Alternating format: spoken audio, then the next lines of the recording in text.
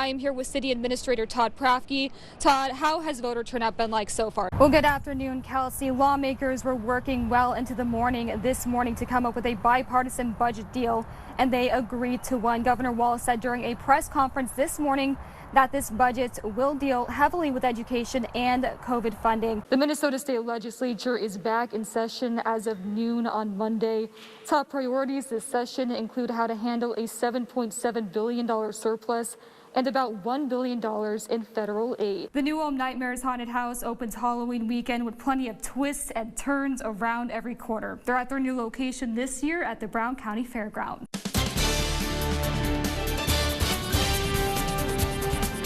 You're watching KEYC News Now.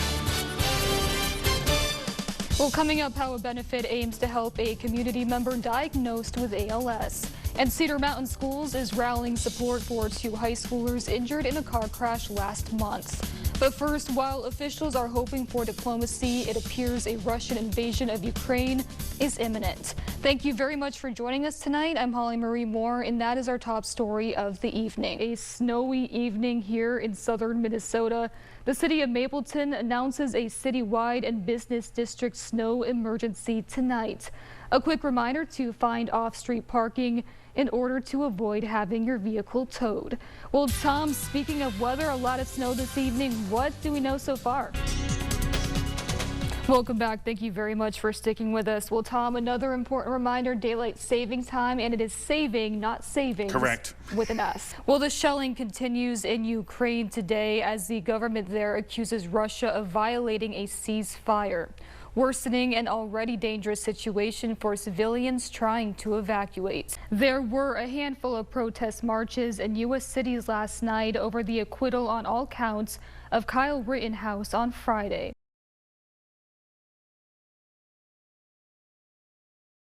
Ms. Foreman? Yes. Mayor Massad? Yes.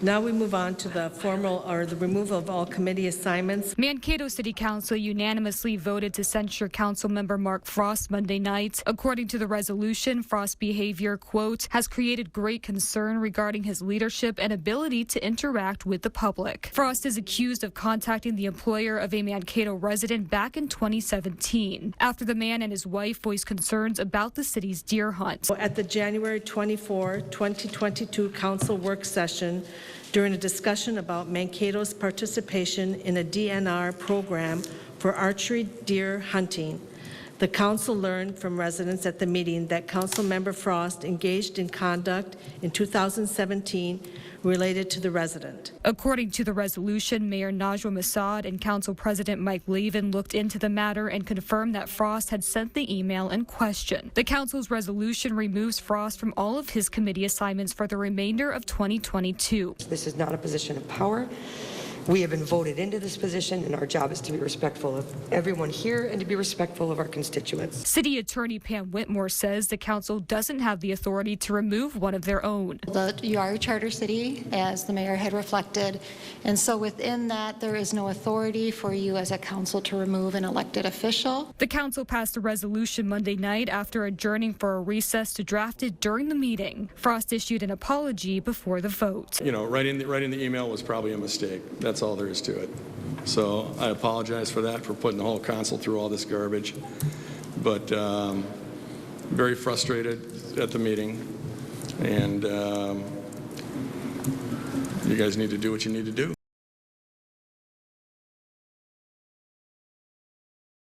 No more staff to help us. Tammy Cease is an MRCI client who also lives in a local group home, feeling the effects of staffing shortages. We can get out, but now we can't because we only have one staff during the day. Cease says more staff could help provide more services. And do like craft AIS and bowling, special limits and stuff like that. Yeah, our biggest issue that we're trying to move through the legislature is help in hiring staff. MRCI, which provides a variety of programming to individuals with disabilities, is also feeling the effects of the shortages, saying they need over 100 staff members. On Tuesday, MRCI staff and clients held a virtual viewing session to hear from and talk with lawmakers at the state capitol as part of Disability Services Day. CEO Brian Benshoff says the shortages have made it difficult for the organization to grow their programs. We still have several hundred people who haven't returned to our program because we have not been able to fill staffing positions. And the job market now is incredibly competitive, where we have to continue to raise our rates, our starting rates, to keep up with the job market. And what we get paid to provide services doesn't keep up with those increases. Benshoff says MRCI is asking for money from the legislature to help them keep up with staff pay and benefits. We think it's a great opportunity with the budget surplus of, what you heard today, almost $10 billion. So we're hoping that there's funding within all of that to help us with this kind of crisis we're in. The effects of staffing shortages are felt industry-wide. It's from MRCI service providers like us that have community-based day services, employment services, being able to have job coaches for the people we support, and in the residential side of things. So when the people are at home, if they don't have the staff at home, they don't have the quality of life that they deserve. C says she hopes to see more staff soon. I hope the legislators can help us to do more staff and get out with the staff with one person, take everybody out. Now we can't because, it's not good for us. In Mankato, Holly Marie Moore, KEYC News Now.